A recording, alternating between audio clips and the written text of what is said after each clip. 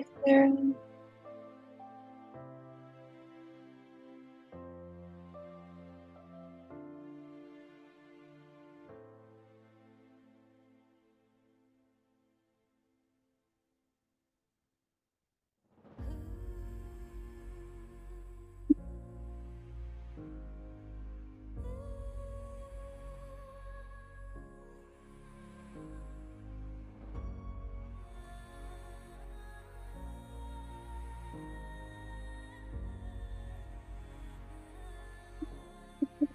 Keep your candles on while we're waiting. Thank you. Right.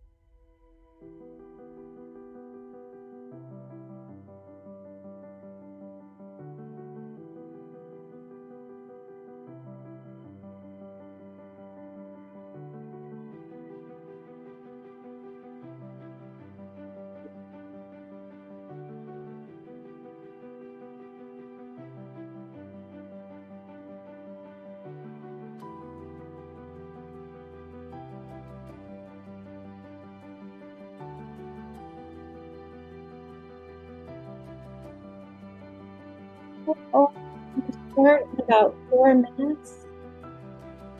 So much for joining us.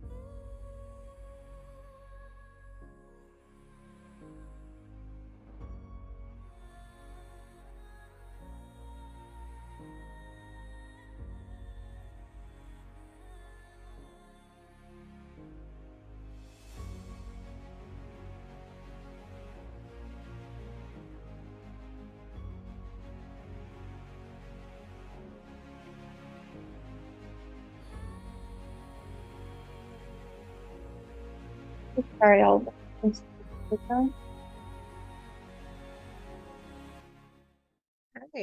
Sorry, what are we doing? Definitely. I think we're live, so I think we can go ahead and get started. Hi, all. I hope you're doing well. Thank you so much for joining us for today's briefing entitled Unmasking the Sextortion Crisis Online, a call to action on Safer Internet Day. My name is Coco Lammers, and I work in policy at Childfund International. And in this capacity, I have the honor and privilege of serving as the chair of the End Online Sexual Exploitation and Abuse of Children, or OSEAC Coalition, which is made up of over 35 organizations and lived experience experts working to inform U.S. policies and the U.S. policy space to protect kids online. Before we get started, I want to start with a little bit of a content warning. Please know that today we are going to be discussing topics of extortion, sexual violence, and child abuse. Please take care of yourself and feel free to leave the session if you need to. There are resources available if you or someone you know is looking for support, and they will be added to the chat throughout the session today. I also want to mention that we will have survivors and lived experience experts on the call today, and I hope you will join me in making sure that this space is as comfortable and open as possible for them to facilitate a supportive experience. Okay, so why are we here today? As some of you may know, February 11th marks Safer Internet Day. Safer Internet Day is an annual event celebrated in the US and beyond to promote safer and more responsible use of online technology, particularly among children and young people. It aims to raise awareness about online safety issues and encourage positive digital behavior. I am joined today by a panel of esteemed experts who are going to talk to you about an important topic, sextortion, and specifically how, from their perspectives, the issue of sextortion has harmed children on various technology platforms. Their remarks are reflective of their individual organizations' views and not the broader coalition or Childfund's.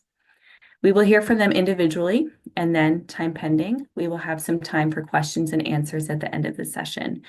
We will also have a content moderator in the chat who will help answer questions in real time and collate them for a discussion at the end.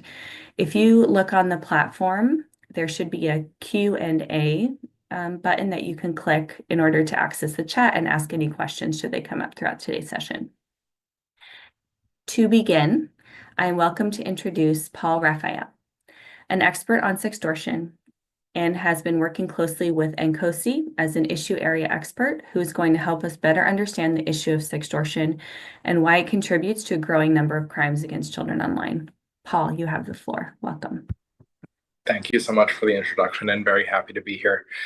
We do have a couple slides for this portion of the briefing, so I will wait for those to come up as we go through those. But just by quick background, I've been an Intel analyst my entire career, about 10, 11 years now. Started focusing on financial sextortion as an area about a year and a half ago. Once I started to realize that, hey, this is not just isolated incidents of child exploitation, but actually, in fact, a result of organized crime. Many of these cases that we were seeing in the media and elsewhere were all linked to essentially one criminal group using the same motives on the same platforms, using the same scripts, and it was the same repeated scenario over and over.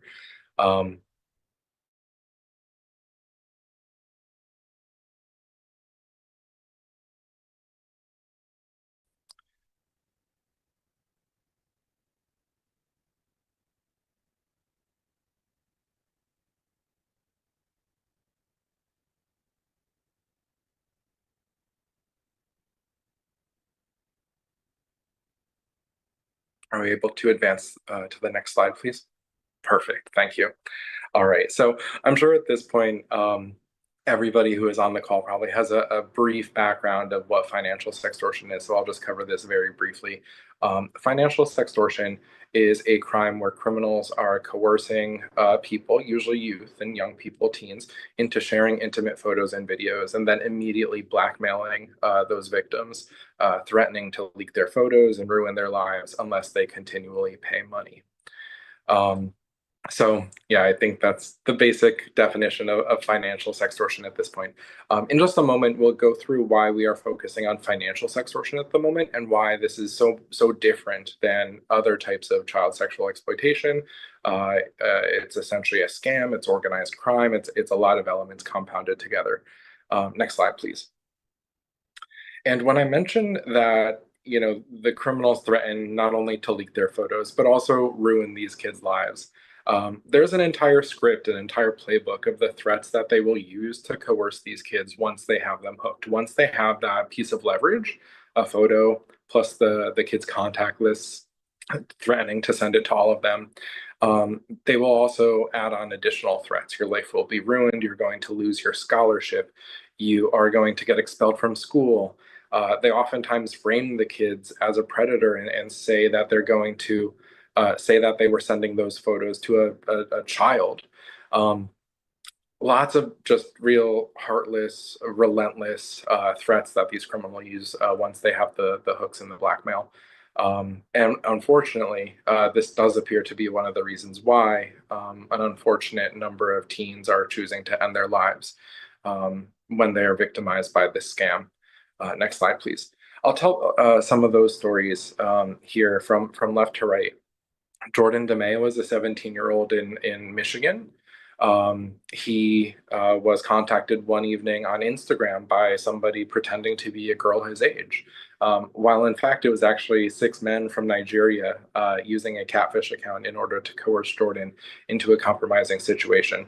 As soon as that photo was sent, the blackmail began, just like you saw on the previous slide. It occurred over the space of about 6 hours. Jordan gave all the money that he had in his online payment platform, and they wanted more. He was found the next morning with a handgun in one hand and his phone last open to Instagram in the other hand. James Woods, another 17-year-old from Ohio, he received over 200 threatening messages in the span of 19 and a half hours before he took his own life. They were demanding, I believe it was $3,000 from James. Gavin Guffey, 17-year-old from South Carolina.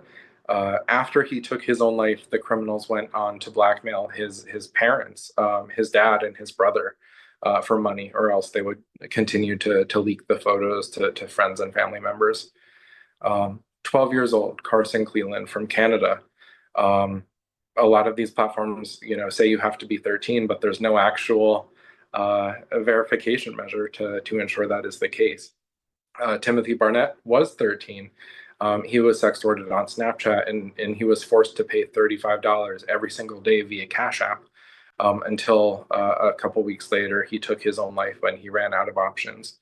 Murray Dowie, 16 years old, out of Scotland, was enjoying a regular family evening at Christmas time, watching TV and movies with the family, went up to his room, and it all happened. All of these cases happened in a very short period of time. And the common factor between all these cases, none of these kids had pre-existing suicidal tendencies, mental health issues, depression. In fact, it's the opposite. These are the kids that had everything to lose. These kids had everything going for them. In the last case here, Braden Marcus, on the end, he was contacted on Instagram at 11:01 p.m. He took his own life at 11:28 p.m. One evening. 27 minutes is all it takes. So far, there have been 44 confirmed teen suicides related to this, and I believe that number is way underreported. It is well over 100, in my opinion, at this point. Cases are ending with locked phones, and we just don't know about them. Next slide, please.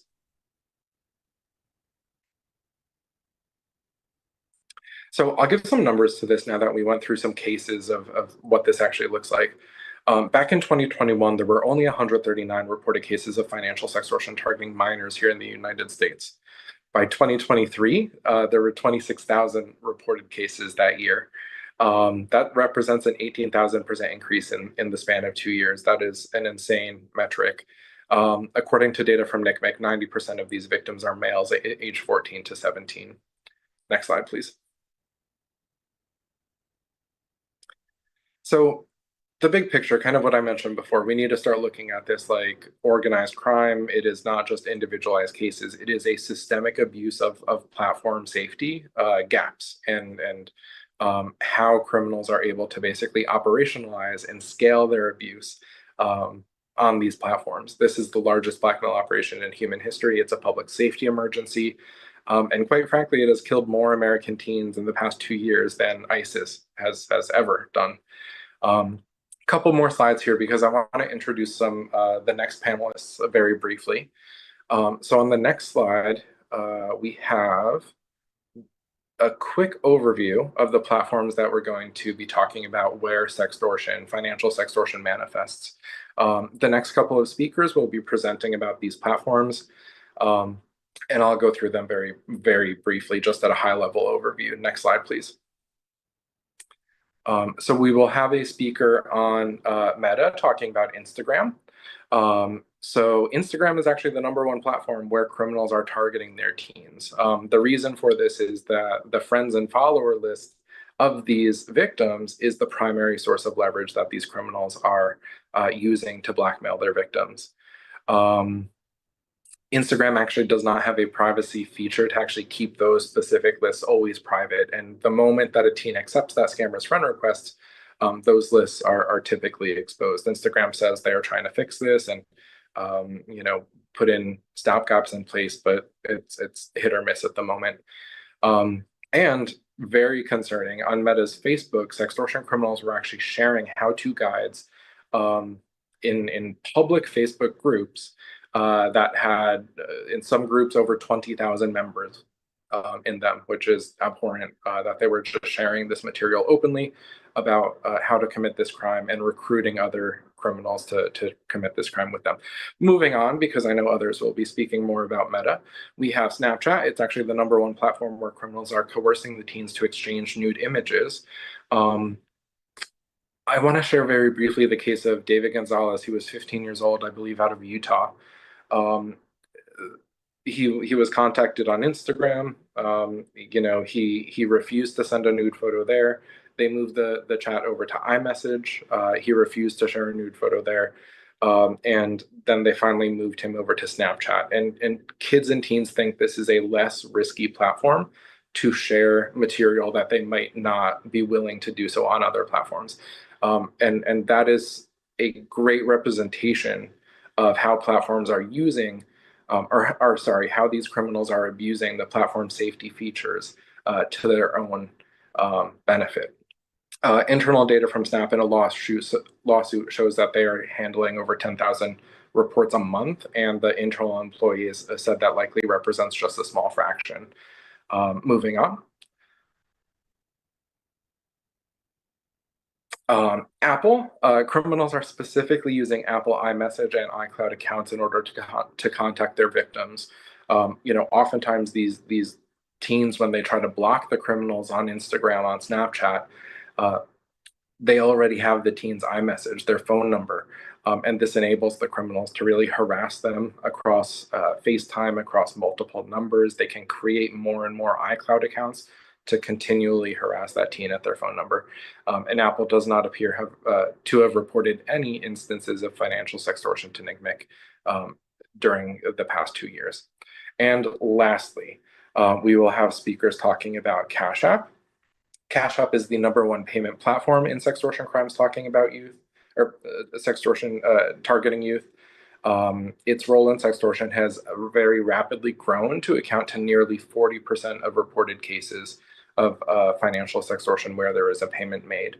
And we're also aware that Cash App made 0 reports of sextortion to NCMEC in 2023. I do want to say some good news. Some of these platforms have realized the problems that I've mentioned here and are trying to combat it. But right now, we are still seeing sextortion as a very major problem and requires urgent action. So with that said, that wraps up my section. I want to invite the rest of the panelists to dive deep into some of those areas. Thank you so much, Paul. I really appreciate you kind of setting the scene here about this important topic. And, it really is heartbreaking, especially when you see all these stories and you put a face to a person. And thank you for reiterating that it is a crime, right, of financial extortion and sextortion, and that these criminals are coercing youth and young people, and that the crime is on the rise. And how important it is to just take time into account here, that time is of the essence. And, how often these perpetrators end up making these young people feel like they're alone, when in fact, these stories are not unique and they are not alone. And this is just systemic abuse of platform safety, as you mentioned. So thank you so much for providing that context for us today.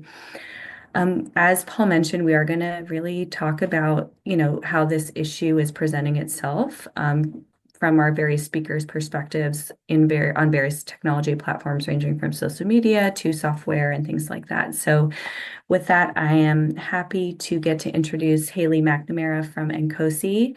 She is the Senior Vice President of Strategic Initiatives and Programs. And Haley actually leads joint campaigns within areas of legislation, litigation, and corporate advocacy regarding the full web of sexual exploitation issues.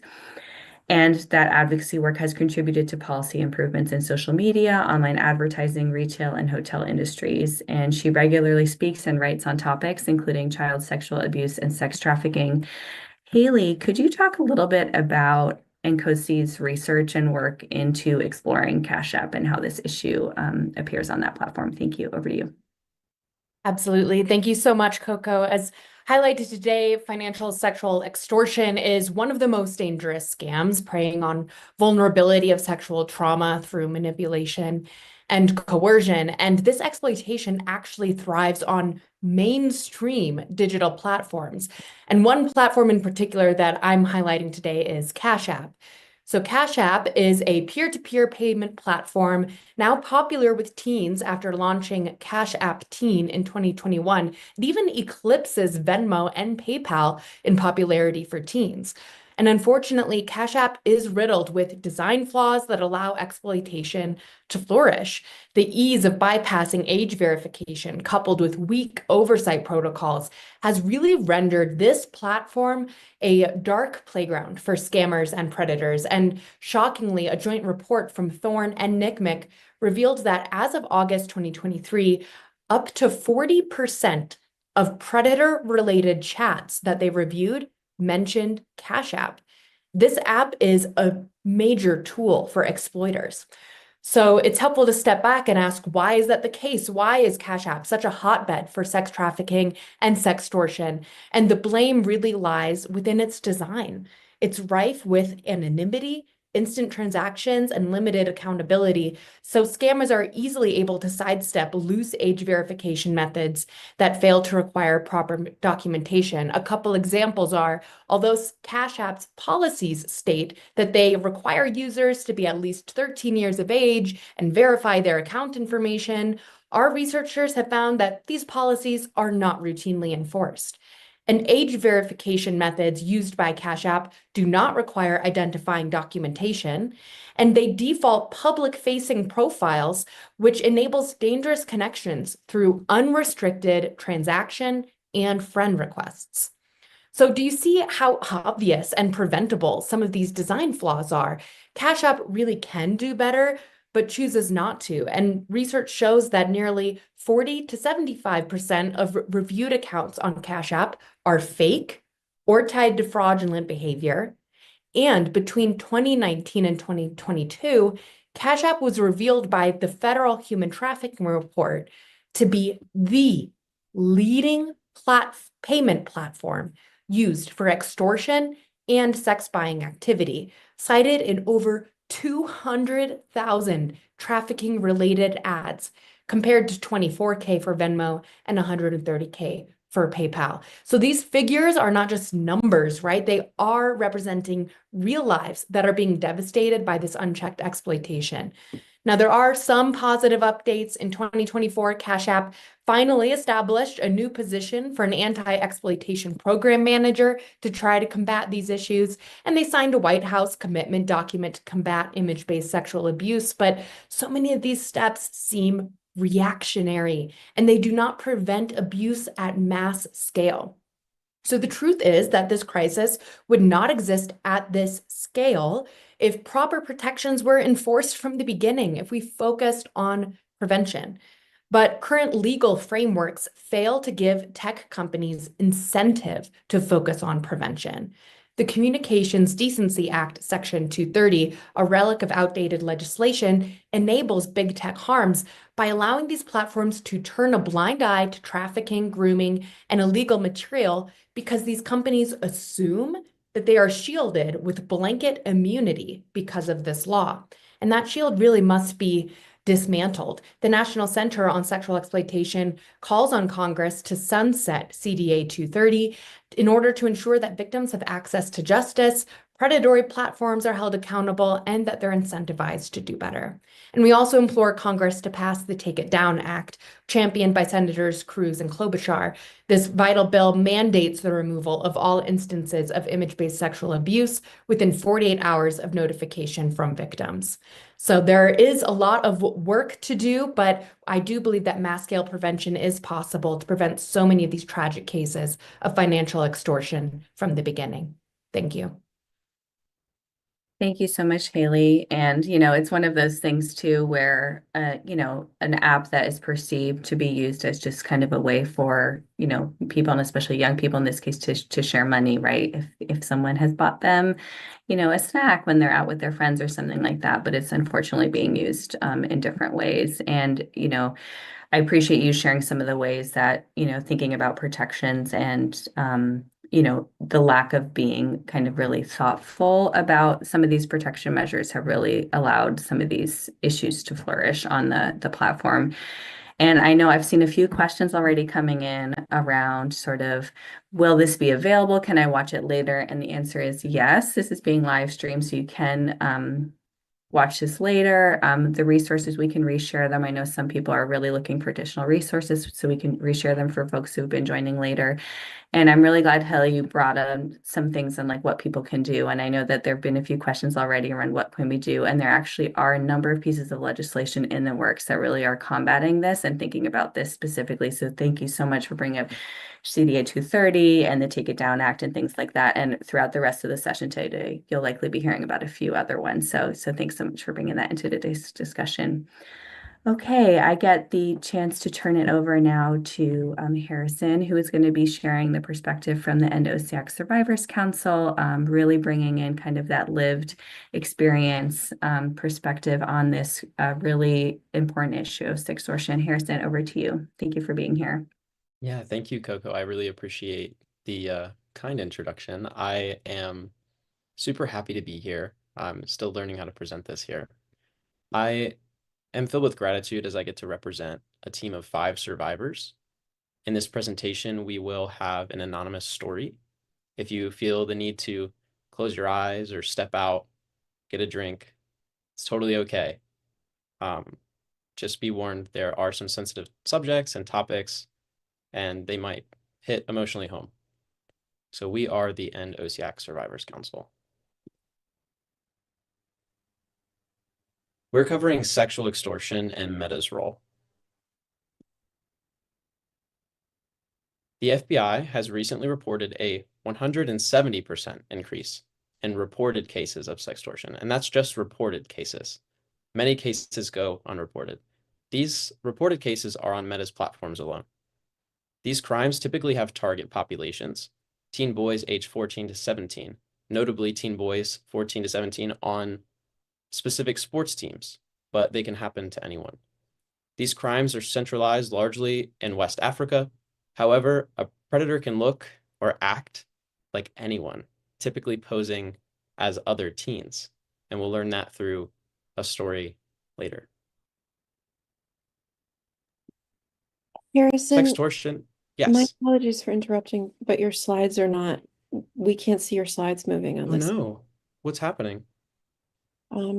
We only see your Canva. Maybe go to presenter view. Okay, thank you, I appreciate that. How about now? There we go. All right, thank you, I appreciate that. See, this is why we're all tech people. Sextortion is an organized crime, and I really appreciate Paul for gathering that information. Oftentimes we think that these are just folks in the fray and in the outskirts of society, but really this is a growing and thriving organized crime with millions of dollars of gathered resources and hundreds of thousands of victims. Research found that coordinated networks of 3,400 accounts on Meta's platforms alone were managed by only 25 individuals. Predators can be seeking financial gain or can demand more sexual photos with varying threats. Threats of dissemination to sports coaches, principals, or family members, or threats of physical harms. I have your IP address. I know which state you're in. I know what school you go to. Or more permanent harms. Last year, at least 20 teen boys aged 14 to 17 committed suicide. They fell prey to sextortion and committed suicide within the first 48 hours of exposure. Meta's role. Meta's network-oriented design and algorithms frequently connect predators to potential victims. Predators can take advantage of teen networks and leverage entire teen communities. And so Meta holds a responsibility to manage reports, promptly remove suspicious accounts, and implement strong prevention measures to protect its users. And let's think about it in the terms of real community spaces. If we imagine schools or parks or sports teams, if the coach or local community members frequently visit these spaces and they're a harm, wouldn't that community also be responsible for making the change? Digital spaces such as Facebook and Instagram should be treated with the same accountability. So we thought of a few cost-effective policy implementations.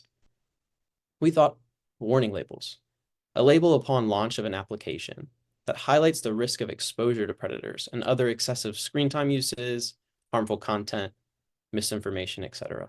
This would act as a proactive alert for users, while also allowing Facebook, Meta, Instagram in general to take accountability for their lack of action. We also would implement mandatory safety modules, short modules to educate and remind users of harmful effects of their platforms, notably seeking to educate on red flags of sextortion attempts. And here comes a survivor story. It's a lot of words on a page, so I really would encourage you to close your eyes, take a moment for a deep breath. This is an anonymous story from our friend Jay.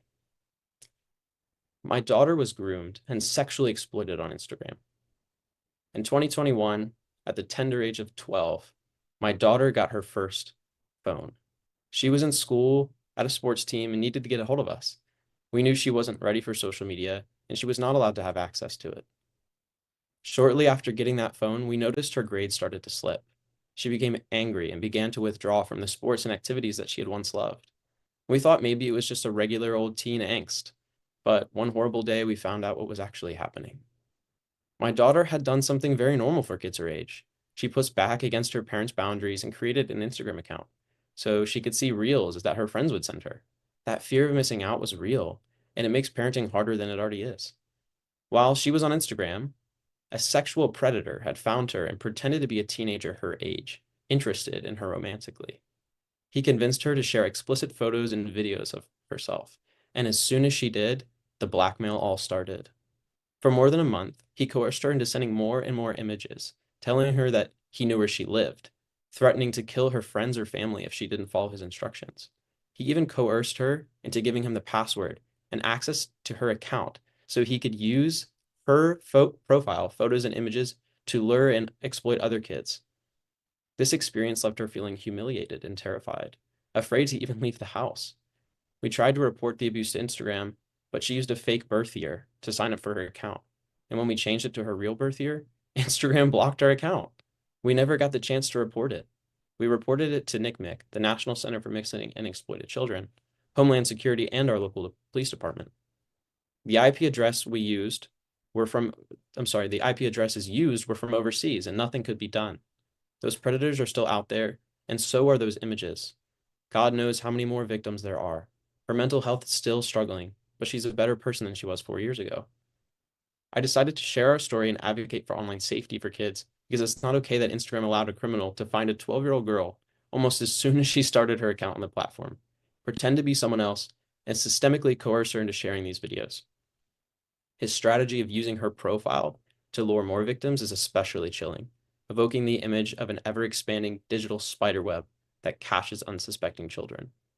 Instagram makes billions of dollars from kids like my daughter using their platform, and they owe our kids better. I hope our story can help inform other families about these terrible risks, especially to those who think they're on the top of social media's boundaries. I think it's really important to acknowledge the fact that that particular predator gathered her information. Like I said before, these predators can often leverage teen networks. And I'm sure in that story, he contacted their friends, their community members. And so we gathered survivor advice. These situations can be really difficult. In moments of anxiety or fear, anger, we don't often make, well, the best choices. So throughout our survivor community, we gathered 5 pieces of advice. We recommend that you would report the predator's account immediately on whatever platform you're on, specifically Instagram or Facebook, and block all potential methods of contact through the messaging platform or through your private phone number or email. We would recommend that you save every piece of information, their profile, their messages, their username, and even photos that you may have sent for law enforcement. These photos and videos are vital to capturing and holding these predators accountable. We'd also recommend that you contact the National Center for Missing and Exploited Children. Cooperating with the predator's demands rarely ends harassment, but law enforcement can help.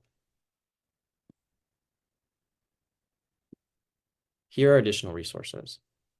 Like I said before, contacting NCMEC, the National Center for Missing and Exploited Children. We have 2 links from their page, missingkids.org, report@cybertipline.org.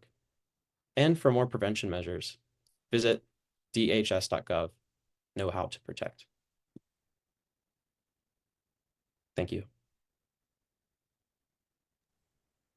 Thank you so much, Harrison, for sharing that perspective on Meta, specifically giving more information on steps that can be taken in terms of prevention and response. And thank you also, Jay, for bravely bringing in their story. And it really helps bring the reality of the situation to light, and also how kind of law enforcement plays a role in this, in tackling some of these crimes. Thank you so much for being here. Okay, so we're going to move it along a little bit to another platform, Snapchat. And I get to introduce Shelby Knox, who is a campaign and impact strategist at Parents Together, with a background leading digital and film-centered social justice campaigns. Parents Together is going to share a bit about the prevalence of sextortion on Snapchat. Shelby, over to you. Thank you for being here. Thank you so much, Coco. According to data from the National Center for Missing and Exploited Children, Snapchat is one of the largest platforms that enables the sextortion of children. For those of us who study safe tech design, that's not a surprise. If you're not familiar with Snapchat, the core function is that it allows users to send photos and videos to each other that disappear after they've been viewed. Snapchat also uses algorithms to recommend friends and content to users, photo filters and other modifications, and allows users to share their location on a map. Yes, the parents' dreaded Snap Map.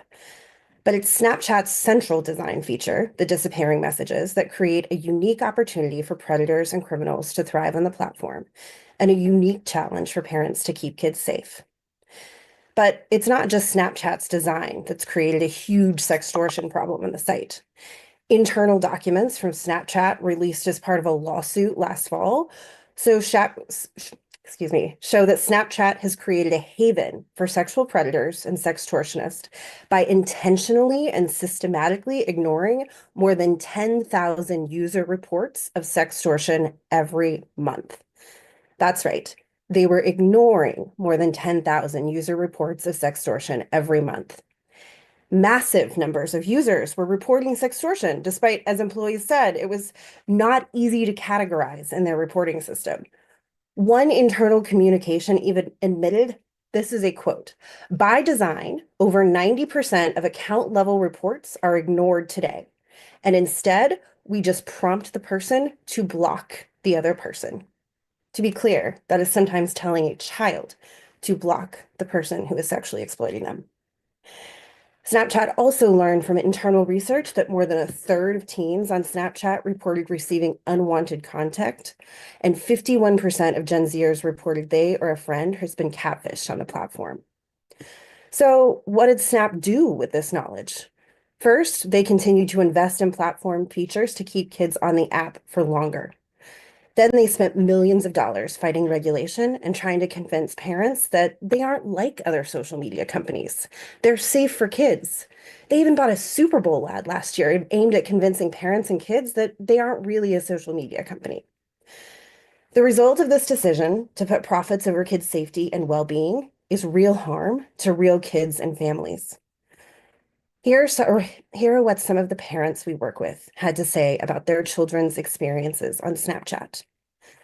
A content warning, because some of these contents do deal with sexual abuse and suicide. Deborah from Virginia said, "My son was tricked into sending an inappropriate picture and then was blackmailed into sending money. I was one of the lucky parents as he came to me and we talked about it. It's disgusting that these huge platforms don't do more to keep kids safe."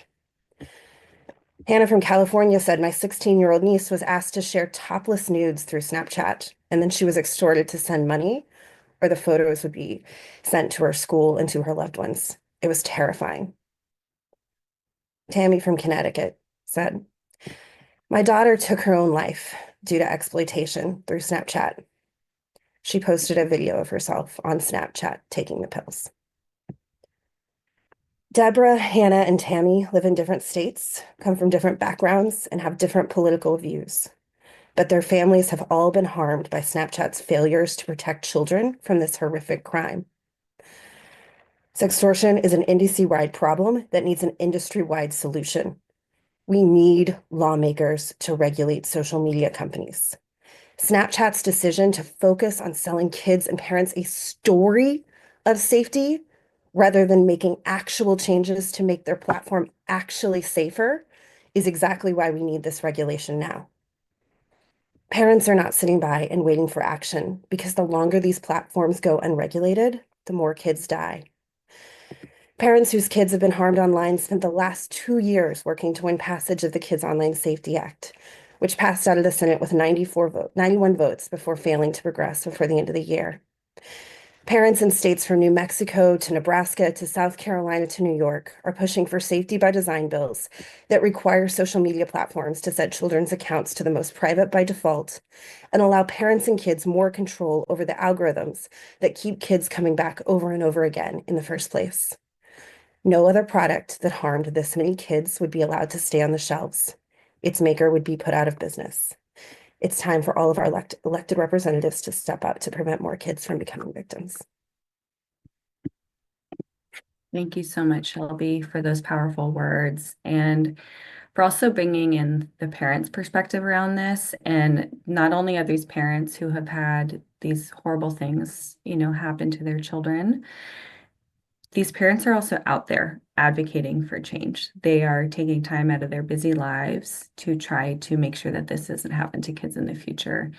And thank you also for bringing in just a little bit of the discussion around the role of technology companies and how oftentimes they're turning a blind eye to these issues or actively working against progress on these issues, even when they've been brought to their attention. So thank you so much for bringing that in today.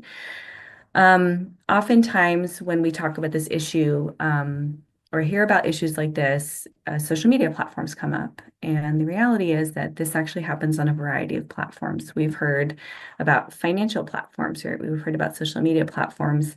We're also going to talk a little bit about OS platforms, operating software platforms, and how that kind of comes into effect. So I'm happy to introduce Sarah Gardner, who is the founder and CEO of the HEAT Initiative, where she's bringing the direct action and corporate campaigning muscle to the child safety space. Her expertise in preventing tech-facilitated child sexual abuse has positioned her in the HEAT Initiative to effectively pressure companies directly to prioritize the safety of our most vulnerable, our children. Today, Sarah will highlight a less obvious player in the crisis of sextortion, Apple. Sarah, over to you. Thank you so much. And I'm so proud to be part of this group today and hear from such esteemed colleagues who know so much about this crime. I actually want to pick up kind of where Shelby and Coco have left off and very, very briefly talk about Apple. And I should say I'm the CEO of the HEAT Initiative. As Coco mentioned, our job is to put pressure on these companies to change these policies now. And how do we create that groundswell and pressure? And I do want to talk about Apple, but what I actually want to spend my time on, because we have such little time, is why aren't these things changing? And why aren't these companies making these changes now? Paul, you started with that slide of those 8 faces. That should be enough. And my guess is for everyone on this call, one life is enough. That's why we're all here. But when is it enough lives that these companies care? Because they are rationalizing this harm on the platforms by saying it is a small portion of what's happening to kids. And we don't need a child to die for it to count. We need to demonstrate that all kids that are on any of these platforms are immediately at risk for sextortion. Every single one of them. It doesn't need to happen to them for it to become a problem. So I'm all riled up because we have the data that makes these cases. What we need to start looking at are the business incentives and why these things are not changing. And the note on Apple is iMessage is if a messaging platform that connects kids to adults. And so just like you've heard the way it manifests in other environments, the same realities and environment are then true in iMessage. Therefore, kids need an ability to report when sextortion is happening then in iMessage, and that is not available to them now. So there is even less protections in iMessage than there are really on any of the platforms mentioned. And that extends to other encrypted platforms like WhatsApp and Telegram. You can report when something is happening to you. So Apple needs to get in the arena and make sure that reporting is available to kids across the globe. Just to go back and just a final note on this, because I know we're running out of time and I want people to be able to ask questions. We look at what are the business incentives, how are companies making this decision to really prioritize this and make these changes or not? And the reality is that it unfortunately all comes down to stock price and brand damage. And right now they are outlasting us in the media because we are still small. We are not a big enough problem for them yet as a movement. And so I'm so pleased to see every single number of the participants today at the bottom, because we have to become a bigger problem for them, for this to rise up in their list of priorities and realize this is something we actually need to address right now, or we're going to have a major problem where we have users or advertisers fleeing from our platform. And so I'm so grateful to all of you who are here to hear this message. And I love the questions about the legislation and what are other ways that we can continue to get the message out there and really shame these companies for the allowing sextortion to be happening like this at such a scale in 2025. It's just absolutely inexcusable. So sorry to take my comments a different direction, but that is, after you see those presentations, how can you not be fired up and ready to take action? So I hand it back over to you, Coco, to help us distill where we should go from here. Thank you. Thank you so much, Sarah, and for bringing in that sort of call to action that we need in this, right?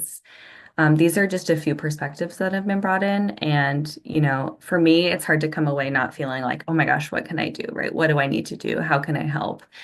And I'm really glad that the legislation has been brought in. And I know we have some offices and staffers on the line here today. Thank you so much for joining. And, I would just encourage you all to keep an eye out for some of the internet safety bills that are coming up this year, including, the Take It Down Act, SHIELD.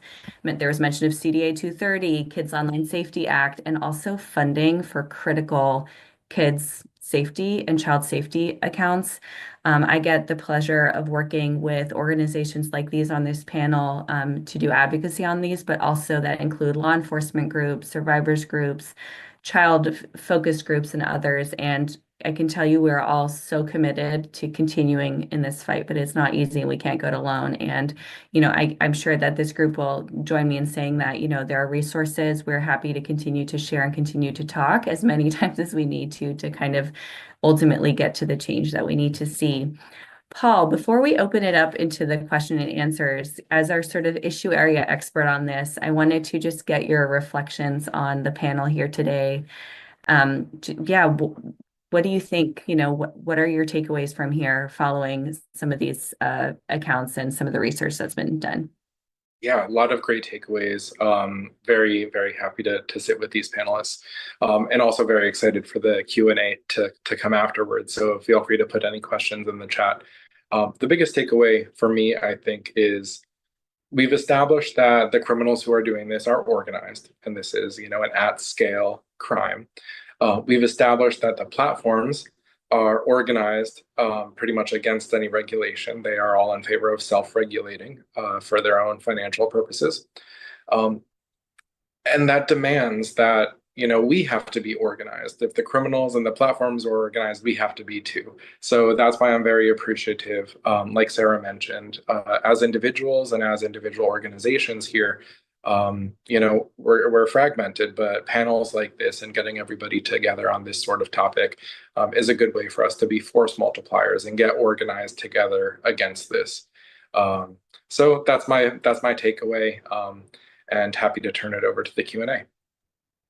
Thank you so much, Paul. Really appreciate that. And yeah, I couldn't agree more on some of this. So I really appreciate everyone for joining today. I appreciate the fact that we have participants from around the world joining and bringing in their perspectives. And I've also had the chance to look a little bit at the Q&A, and there have been some incredible questions that have come through. And so what I'm going to go ahead and do is summarize a few of them, share them with you all, and invite each of the panelists to take one that they feel like fits and they can respond to. And then if we have time, we can get through some other ones. I know there have been some really specific questions about follow-up and can we use resources and things like that following that. And I'm sure that my colleagues at NCOC here will help make sure that people have the information that they need moving forward at the end of the session. So, and I just want to acknowledge too that there have been quite a number of disclosures directly in the Q&A. And so I want to thank those folks for bringing in their reports, and just so sorry that happened to you. And just know that, we're all here to create an environment that we know that this is not an isolated occurrence. This happens, unfortunately, quite frequently. And again, there are resources if you would like some additional support. But so this also leads me to another question which came up, which is sort of beyond just the legislation, which I will argue is important. So just note that, right? How can survivors and advocates get involved? What are some concrete things that folks can do? We know that there were a few examples shared. I'm going to share a few other questions here. How can platforms be held accountable? And I think for me, I would say that that's where some of the legislation comes in, but others may have other thoughts on that as well. We've also had some questions around what are some proactive prevention measures. Harrison, I know you brought up something specifically on Meta that could be brought in. There may be some other things that folks can think about in the prevention side of things. And then how are some of the safety updates that technology companies have implemented around this been working or not? I know we've had a few comments around that. And then we've also had some questions around the role that law enforcement can play. There was also a very specific question about the Apple lawsuit on why they did not take CSAM off of their platforms. So I will just kindly start maybe with Haley, and then Harrison, Shelby, Sarah, to kind of go in that order and kind of answer a question, or if I didn't share one that you feel like speaks to what you want to talk about, the floor is yours. Haley, over to you. Thank you so much, Coco. Yeah, speaking on holding the platforms accountable, that is where I would really look. I do think that is a legislative issue that we need to address in our country. As I mentioned, Communications Decency Act Section 230 is a significant contributor to the lack of incentive right now for platforms to be held liable and for civil litigation. Now, I think civil litigation is another way that we can hold platforms accountable, but very often they're shielded in courts by the CDA 230.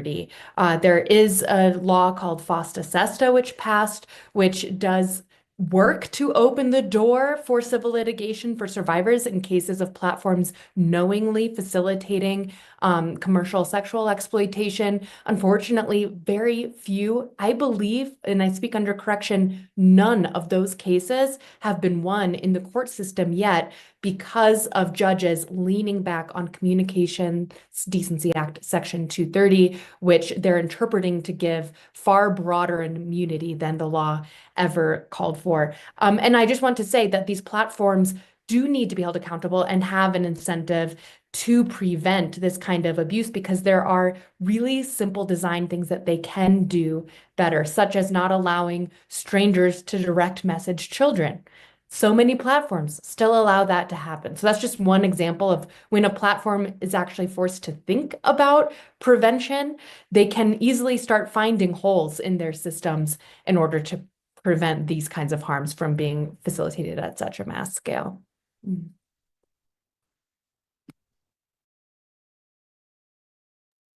Thanks, Haley.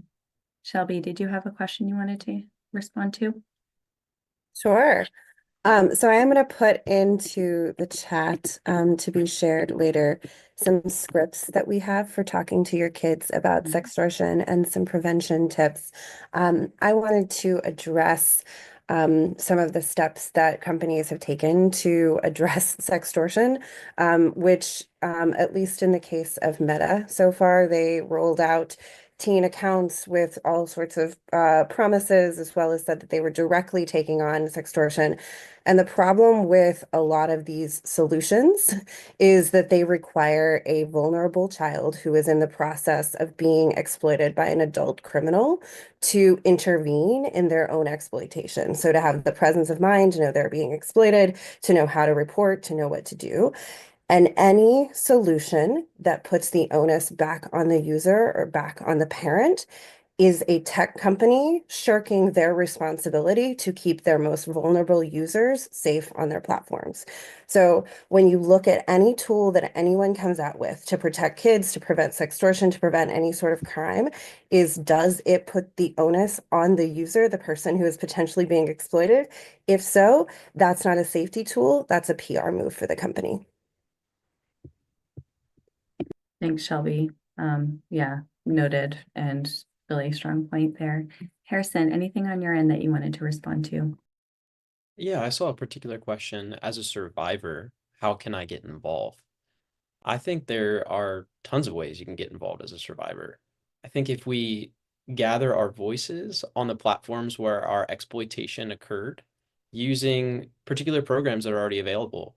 I saw Nikki Riesberg in the chat, Donna Rice Hughes in the chat. If we can share our stories and empower our communities to also open up about things that are occurring. I know when I shared my story live with Sarah Gardner and the Heat team last year, there were dozens of community members, even members of my family, who shared the fact that they had also had abuse online. These people began to step into lobbying roles and activism, gathering with some of the organizations that are present today. So I think it just starts with sharing your voice on the platforms where your abuse might have occurred, or maybe just starting having a conversation. If you've never shared your story, maybe finding a trusted peer or community member, leader, or advocate to share your story with. Yeah, I think it all starts really small. Thanks, Harrison. Sarah, anything that you want to respond to? Yeah, I really appreciate you mentioning that, Harrison. And I do think this is a time where we can take a playbook from other moments where activists have had to go up against really powerful industries that have a ton of resources, power, and money, right?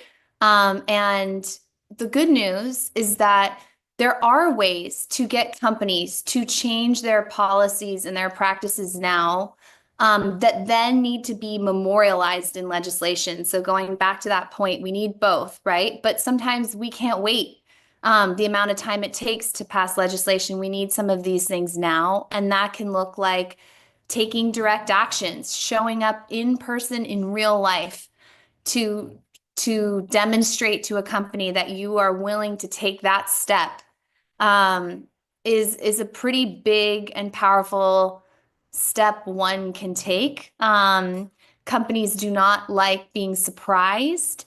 They know how to sort of fight stuff that is happening online, but sometimes if you're showing up in person, it's coming out of left field and they're not prepared, and it can create a really, damaging media moment for them. That's just one tactic we can take as a movement. Paul mentioned being organized, so providing those opportunities. And I think it's going to be kind of a time for us to think about not just survivors, but those who are advocates in the space. Like, what risk can we take? Because I feel like oftentimes we ask survivors to be taking a lot of the risk of sharing stories and so forth. And when people are ready, that is an incredible step to take. But the rest of us, what are we willing to put at stake in this fight now, on behalf of the survivors and survivor parents that we work with and know and hold dear in our hearts? So I think it is a really interesting moment for self-reflection. And the other thing I was going to mention is, there is an incredible amount of litigation now happening in this space. And there's so many of us on this call are connected into that litigation. And so for survivors, making sure that you have all the information, if there are class action lawsuits that are on your behalf, like knowing where to go and finding those resources, because litigation is also a tool where if we can win some of these cases, these companies may change the policies now because the financial burden of having that kind of exposure is too high. So just two things to mention. Thanks, Sarah. Paul, was there a question that you wanted to respond to? I also saw a question that recently that was about what can researchers and academics do to support this? So I don't know if you have any thoughts around that too. Oh, that's such a good question. And I don't know if I have a good answer to that one. I've been very fortunate because after my research came out, kind of one of the first pieces about financial sextortion and how it's all linked and connected together. I know that a number of university professors and research labs have started to incorporate and actually like run research projects on this and track this activity. So I guess my advice for anyone interested in that is to search for some of those opportunities, other professors, other academic institutions that have just recently also started to do this work too. I think that's a good opportunity to network with them and partner up. Thank you so much. It's such a tangible thing too, which is so great. Sometimes some of these things feel big, and this is like a granular thing that folks can do. So I'll kind of take it here. We had so many questions. I wish we had time to answer all of them, and we don't. And honestly, I think a lot of this is more just wanting to continue the conversation. I've seen some people add in some additional links talking about state level legislation that's active and people are working on, talking about connections to trafficking, talking about connections to other countries and what happens in law enforcement and all of that. And I think, hopefully this webinar in a small way has helped understand, and all of us, I know I've learned a lot too about how immediate this crisis is, how we do need to come together to figure out how to solve this. There is legislation at the federal level and the state level actively being worked on this right now, and we encourage all of the offices that are on this call to kind of take this seriously. We know that there's litigation, right? That's in play right now. Follow those, see what happens. Reach out, right? Even at the local level. And Harrison mentions too, it starts small, right? Having those conversations, not being afraid to broach this topic because it is something that unfortunately is pervasive. The crime is on the rise, and we all have to come together to address this. So with that, I want to wind down today's briefing with a note around the need for collaboration between lived experience experts, civil society, technology companies, law enforcement, policymakers, parents, supporters, everyone who wants to be involved to create a safer online environment for children. And we really look forward to continuing to engage with you around how best to do that and how best we can protect kids online by ending sextortion on these various platforms and beyond. I also really want to thank our insightful panel for their critical remarks today. And specifically, I want to call out Megan from NCOSE for their incredible work in helping to pull this together, and the team at NCOSE for helping to host this wonderful session today, this webinar. Thank you so much for being here, and take care. And we look forward to continuing the conversation. More resources will be followed after this. Thank you so much. Be well.